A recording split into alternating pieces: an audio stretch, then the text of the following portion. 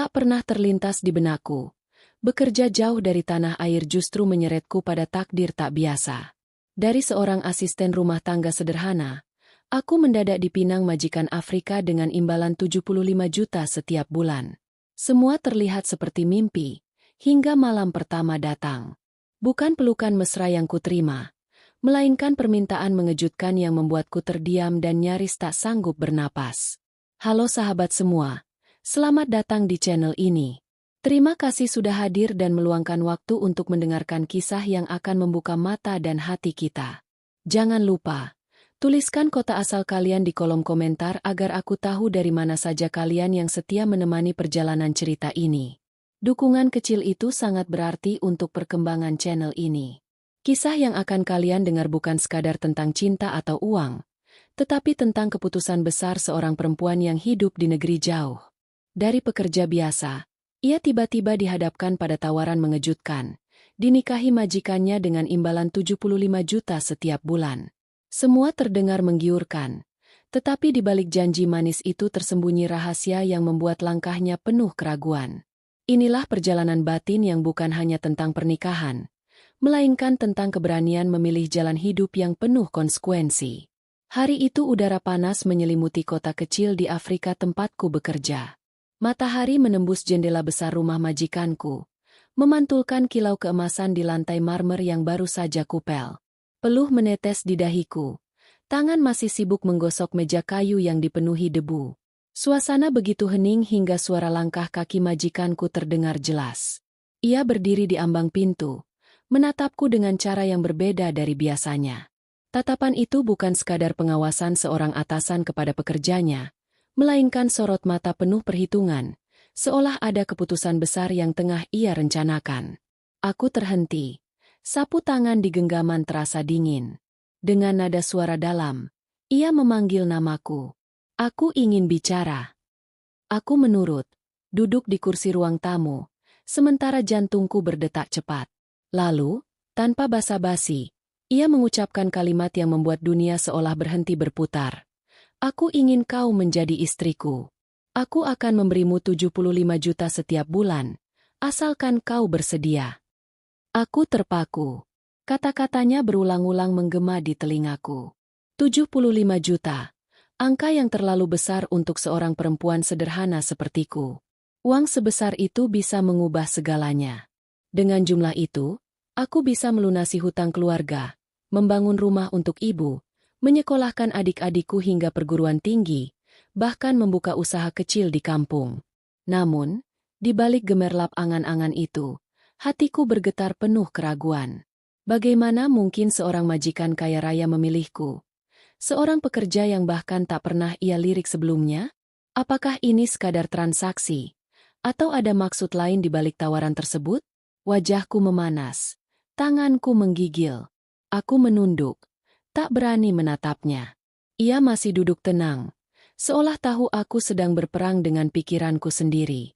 Aku mengingat wajah ibu di rumah, keriputnya yang semakin dalam karena menanggung beban hidup. Aku terbayang adikku yang kerap mengeluh tak mampu membayar biaya sekolah. Semua itu menekan batinku, membuat tawaran itu terdengar seperti satu-satunya jalan keluar. Tetapi menikah bukanlah perjanjian dagang. Pernikahan adalah ikatan hati. Sebuah janji yang tak bisa dipatahkan begitu saja. Jika aku menerima, artinya aku harus mengikatkan diriku pada pria asing yang nyaris tak kukenal hatinya. Beberapa menit hening, lalu ia melanjutkan. Aku tidak memaksamu. Ambil waktu jika perlu. Tapi tawaranku serius. Aku ingin kau mendampingiku, bukan sekadar bekerja di bawah atap ini. Kalimat itu membuat kepalaku semakin berat. Aku menatap wajahnya, berusaha menemukan kebohongan atau sekadar permainan, tetapi yang kulihat hanya kesungguhan. Aku teringat perjalanan panjangku sejak pertama menginjak tanah Afrika. Pekerjaan keras, rasa rindu tanah air, serta hinaan yang kerap kuterima sebagai orang asing. Kini, di hadapanku terbentang sebuah jalan baru, entah menuju kebahagiaan atau justru jurang yang lebih dalam. Malam itu aku tak bisa tidur. Tatapanku kosong menembus langit-langit kamar kecil yang selama ini menjadi tempat berteduhku. Bayangan keluarga di kampung bergantian muncul, seakan memohon agar aku menerima tawaran itu. Tapi sisi lain diriku berbisik, apakah kau siap menyerahkan hidupmu hanya karena uang? Akhirnya, dengan dada sesak, aku memutuskan menjawab. Keesokan harinya, ketika mentari mulai terbit, aku berdiri di hadapannya dengan wajah penuh kebimbangan. Dan dengan suara pelan, nyaris tak terdengar, aku berkata, "Aku setuju." Seketika, ia tersenyum tipis. Senyum itu bukan kemenangan, melainkan kepastian. Aku resmi melangkah pada jalan yang tak lagi bisa kutarik kembali. Hari pernikahan itu datang lebih cepat dari yang kubayangkan. Segalanya berlangsung begitu mendadak, seolah aku tak diberi ruang untuk menarik napas. Seorang penata rias didatangkan ke rumah besar itu, menyulap wajahku dengan bedak tebal, menyembunyikan mata yang lelah akibat semalaman tak tidur. Aku dipakaikan gaun putih sederhana, bukan gaun impian pengantin seperti di cerita dongeng, melainkan pakaian pinjaman yang terasa asing di tubuhku. Di luar, halaman rumah besar itu dipenuhi kursi-kursi mewah. Musik tradisional Afrika bercampur dengan denting piano modern, menciptakan suasana yang ganjil di telingaku. Tamu berdatangan dengan pakaian indah, sebagian menatapku dengan rasa ingin tahu. Aku bisa merasakan bisikan mereka, menilai siapa diriku sebenarnya. Seorang pembantu rumah tangga yang tiba-tiba naik derajat menjadi istri majikan kaya raya. Aku berdiri di sampingnya, pria yang kini sah menjadi suamiku. Ia tersenyum penuh percaya diri, sementara aku hanya menunduk, menahan rasa campur aduk. Saat cincin melingkar di jariku, aku berusaha keras menahan air mata. Bukan bahagia yang kurasakan, melainkan beban berat yang menekan dadaku. Semua orang bersorak, menyalami kami, memberi ucapan selamat. Mereka melihatku sebagai perempuan paling beruntung di dunia. Padahal hatiku hancur berkeping-keping. Aku merasa seperti boneka cantik yang dipajang di panggung besar. Dipaksa tersenyum meski jiwa menolak. Usai acara, pesta digelar meriah. Meja panjang penuh hidangan mewah. Daging panggang, anggur merah, buah-buahan segar yang jarang kusentuh selama bekerja. Musik berdentum. Tawa para tamu memenuhi udara. Namun, aku duduk kaku di kursi pengantin, tak sanggup menyentuh makanan di hadapanku. Aku menatap ke arah orang-orang yang menari dengan riang, lalu kembali pada suamiku yang begitu menikmati obrolan dengan koleganya. Ada jarak tak kasat mata yang memisahkan kami. Seolah aku bukan pasangan hidupnya, melainkan simbol yang ia butuhkan untuk menutup luka masa lalunya. Di sela keramaian, aku mencuri waktu ke sudut ruangan, menatap gaunku yang mulai kusut karena air mata yang kutahan sejak pagi. Dalam hati, aku berbisik, apakah aku benar-benar pengantin, atau hanya seorang aktor dalam drama yang tak pernah kuminta? Malam semakin larut. Setelah pesta usai, para tamu pulang dengan wajah puas. Mereka membawa cerita tentang pernikahan megah itu, tanpa tahu ada seorang pengantin perempuan yang duduk di ranjang asing, memandangi cincin di jarinya dengan perasaan kosong. Aku teringat ibu di kampung. Mungkin kini tersenyum bangga mendengar kabar anaknya menikah dengan pria kaya. Aku teringat adik-adikku. Mungkin bersorak gembira membayangkan kehidupan baru yang akan mengalir dari uang 75 juta setiap bulan. Mereka bahagia atas pilihanku. Tapi mereka tak tahu betapa hatiku hancur. Aku berbaring di ranjang luas yang dingin. Gaun pengantin masih melekat. Riasan sudah luntur. Bibirku bergetar. Aku menatap ke arah pria yang kini sah suamiku. Ia tampak tenang, seolah tak ada konflik di dalam dirinya. Sementara aku, tubuhku gemetar, pikiranku berteriak. Malam itu aku sadar, pernikahan ini bukan tentang cinta. Ini adalah perjanjian yang kubuat demi keluarga, demi kehidupan yang lebih layak, meski harus mengorbankan kebahagiaan pribadi. Aku merasa terjebak dalam sangkar emas, indah dipandang, tapi menyesakkan jiwa. Dan di dalam hatiku, aku hanya bisa berdoa, semoga suatu hari aku menemukan arti kebahagiaan sejati, meski harus melewati jalan penuh duri. Malam itu akhirnya tiba. Malam yang sejak pagi membuatku tak bisa bernapas dengan tenang. Setelah pesta usai, rumah besar itu kembali hening. Para tamu sudah pulang, musik berhenti berdentum, dan lampu-lampu halaman perlahan dipadamkan. Tinggal aku dan dia, duduk dalam keheningan kamar luas yang asing bagiku. Aku duduk di tepi ranjang, masih mengenakan gaun pengantin yang kini terasa berat. Jantungku berdetak tak karuan, tanganku dingin dan gemetar. Aku membayangkan kemungkinan terburuk, dipaksa, disakiti, atau mungkin hanya dianggap benda pelengkap. Semua bayangan buruk memenuhi kepalaku. Namun yang terjadi justru di luar dugaanku. Ia berjalan perlahan mendekat, lalu duduk di kursi seberang ranjang. Tatapannya tajam, tapi bukan penuh nafsu, melainkan sorot mata yang dalam, menyimpan sesuatu yang sulit kutebak. Lama ia menatapku, hingga akhirnya bibirnya membuka suara. "Aku tidak akan menyentuhmu malam ini," katanya pelan namun tegas. Aku terkejut.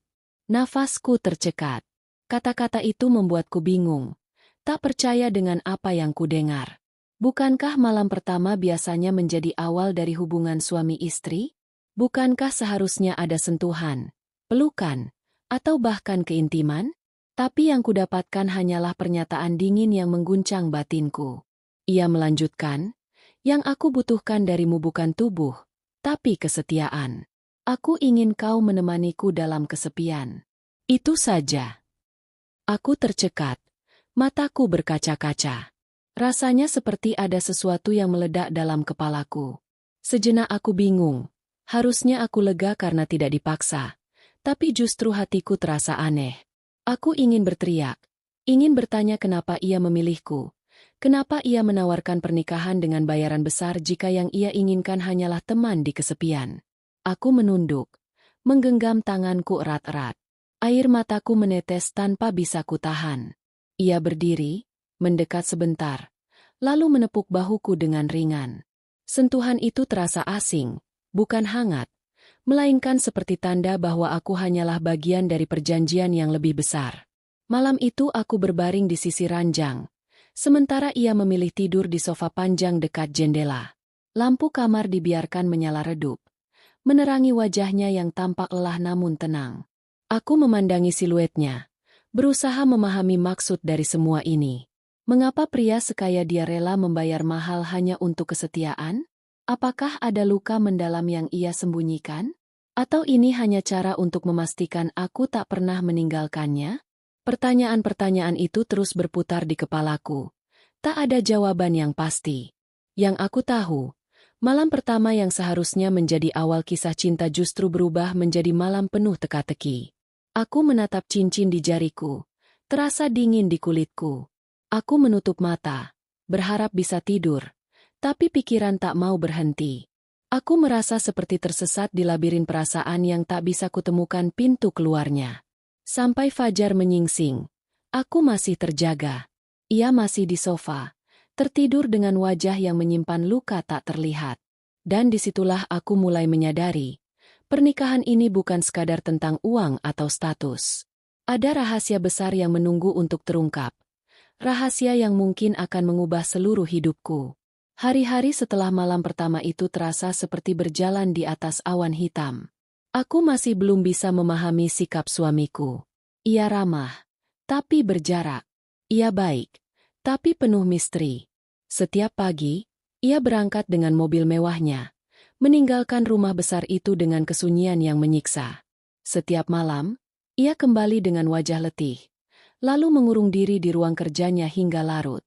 Sebagai istrinya, aku nyaris tak pernah disentuh. Aku hanya diminta menemaninya makan malam, lalu duduk berdua tanpa banyak bicara. Sesekali ia tersenyum tipis. Namun senyum itu seperti topeng yang menutupi sesuatu. Rasa penasaran kian membakar. Mengapa ia memilihku? Mengapa ia rela membayar begitu mahal hanya untuk sebuah kesetiaan? Aku mencoba mencari jawaban dari sikapnya, dari tatapannya, hingga dari benda-benda di rumah itu. Suatu malam, rasa ingin tahu membawaku masuk ke ruang kerjanya. Lampu meja masih menyala, berkas-berkas menumpuk. Dan di sudut meja kulihat sebuah bingkai foto. Tanganku gemetar saat mengangkatnya. Di dalam foto itu, ia berdiri bersama seorang wanita cantik berkulit mulus dengan senyum lebar. Wajahnya jauh lebih ceria dibanding ekspresi yang kutemui sehari-hari. Namun di bagian bawah foto, ada sobekan kertas kecil yang kusadari. potret itu pernah dihancurkan, lalu direkatkan kembali dengan kasar. Hatiku tercekat. Siapa wanita itu? Aku menyimpan pertanyaan itu, hingga suatu malam ia pulang dalam keadaan mabuk. Matanya merah, langkahnya goyah. Ia menjatuhkan jasnya di kursi, lalu menatapku dengan pandangan kosong. Dan tiba-tiba ia berbicara lirih, seakan tak tahan lagi memendam segalanya. Dulu aku punya istri. Cantik, cerdas, semua orang iri padaku. Tapi dia menghancurkan segalanya. Dia meninggalkanku demi pria lain, membawa serta hartaku, meninggalkan luka yang tak bisa kupadamkan. Suaranya bergetar, seperti pecahan kaca yang menabrak lantai. Aku terdiam, dadaku sesak. Ia menegakkan tubuh, menatapku dalam. Aku tidak percaya cinta lagi. Yang aku butuhkan hanya seseorang yang tidak akan pergi. Aku tidak peduli apakah itu cinta atau bukan. Aku hanya ingin ditemani, agar aku tidak sendiri lagi. Malam itu, semua teka-teki akhirnya terjawab. Alasan ia menikahiku bukan karena cinta, bukan karena daya tarikku, melainkan karena luka masa lalunya yang terlalu dalam. Ia butuh tameng, butuh seseorang yang bisa menutupi kesepiannya. Dan aku, perempuan sederhana yang terpojok oleh keadaan, dipilihnya menjadi bagian dari cerita pahit itu. Air mataku jatuh tanpa bisa kutahan. Ada rasa kasihan, ada simpati, tapi juga ada marah yang tak terucapkan. Aku merasa seperti obat sementara untuk sakit hati yang ia derita. Namun di balik semua itu, ada sisi manusiawi yang membuatku tak bisa membencinya sepenuhnya. Sejak malam pengakuan itu, aku mulai melihatnya berbeda. Di balik kekuasaan, kekayaan, dan sikap dinginnya, ia hanyalah manusia rapuh yang ingin dicintai dengan tulus. Dan entah sejak kapan, hatiku yang awalnya penuh ketakutan mulai ikut terikat pada luka yang ia ceritakan. Aku sadar, hidupku kini bukan lagi tentang uang 75 juta. Hidupku berubah menjadi perjalanan memahami seorang pria yang terpenjara masa lalu. Dan tanpa kusadari, aku mulai ikut terperangkap di dalamnya. Hari-hari setelah rahasia itu terbuka, hidupku berubah menjadi medan perang yang tak terlihat. Di satu sisi, aku mulai memahami luka suamiku. Ada belas kasih yang tumbuh diam-diam. Perasaan ingin menjaga agar ia tidak lagi merasakan pengkhianatan. Namun di sisi lain, aku merasa terjebak dalam peran yang bukan pilihanku. Setiap kali ia menatapku dengan mata letihnya, ada sesuatu di dalam dadaku yang bergetar. Ia tidak pernah kasar, tidak pernah meninggikan suara, bahkan sering memperlakukanku dengan hormat. Ia hanya dingin, seperti dinding batu yang sulit ditembus. Dan aku, bagai air yang terus mencoba merembes, berharap bisa melembutkan hatinya. Tapi setiap kali perasaan itu tumbuh, aku dihantam kenyataan lain. Telepon dari kampung terus berdatangan. Ibu bertanya apakah kiriman uang bisa lebih banyak bulan ini. Adik memohon tambahan biaya sekolah. Bahkan tetangga menitip pesan agar aku membantu melunasi pinjaman lama keluarga. Semua menggantungkan harapan padaku. Aku terjebak di antara dua dunia. Cinta yang mulai bersemi tanpa rencana, dan kewajiban yang tak bisa kuhindari. Malam-malamku dipenuhi tangisan dalam diam, karena aku tak tahu lagi siapa diriku sebenarnya. Istri? Anak sulung yang berkorban? Atau hanya alat yang dipakai untuk menyelamatkan dua hati yang sama-sama terluka? Suamiku sering menatapku seolah ingin mengatakan sesuatu, tapi selalu urung. Dan aku pun demikian, ingin jujur bahwa hatiku mulai goyah, namun takut jika itu hanya akan memperburuk segalanya. Kami hidup dalam rumah besar yang sunyi, dua jiwa yang saling mengikat tapi tak pernah benar-benar menyatu. Aku mulai merasa seperti berjalan di atas dua jembatan rapuh. Jika aku memilih keluargaku, aku harus terus bertahan dalam pernikahan ini demi uang, meski hatiku semakin terluka. Jika aku memilih perasaanku, aku harus melepaskan beban materi dan mungkin mengecewakan mereka yang selama ini bergantung padaku. Setiap detik terasa menyesakkan. Aku mencintainya perlahan, tapi cinta itu dipenuhi duri. Aku ingin bahagia, namun rasa bersalah selalu mengekang. Malam itu, aku menatap wajahnya yang tertidur di sofa, mataku basah oleh air mata. Dalam hati aku berbisik, Mengapa harus aku yang terjebak dalam persimpangan ini? Mengapa cinta dan kewajiban tak bisa berjalan bersama? Dan disitulah aku benar-benar merasa, luka yang kami miliki bukan hanya miliknya. Luka itu kini juga menjadi milikku. Malam itu, setelah berhari-hari menahan beban di dada, aku akhirnya memberanikan diri. Aku tak bisa terus hidup dalam kabut antara kewajiban dan perasaan, antara uang dan cinta. Rasa sesak yang kupendam terlalu lama akhirnya pecah, dan aku tahu waktunya telah tiba untuk bicara jujur. Suamiku duduk di ruang tamu, ditemani segelas minuman yang hampir tak disentuh. Wajahnya tampak lelah seperti biasa, tapi ada sesuatu di sorot matanya yang berbeda malam itu, seolah ia sedang menunggu sesuatu. Aku melangkah pelan mendekat, lalu berdiri di depannya dengan tangan yang gemetar. Aku ingin bicara, ucapku lirih, nyaris bergetar. Ia menatapku, memberi isyarat agar aku duduk. Ruangan hening, hanya detak jam dinding yang terdengar jelas. Aku menarik napas panjang, lalu mengucapkan kata-kata yang sejak lama menyesakkan dadaku. Aku tidak bisa terus seperti ini. Aku menikahimu bukan karena cinta, tapi karena keadaan. Tapi entah bagaimana, aku mulai merasakan sesuatu yang sulit kujelaskan. Aku tidak tahu apakah itu cinta atau hanya rasa iba. Yang jelas, aku ingin jujur. Jika kau benar-benar menginginkan aku di sisimu, lepaskan uang itu. Hapus perjanjian 75 juta itu. Biarkan aku memilih dengan hatiku, bukan karena angka. Kalimat itu meluncur, dan setelahnya aku hanya bisa menunduk. Jantungku berdegup begitu keras, takut pada reaksinya.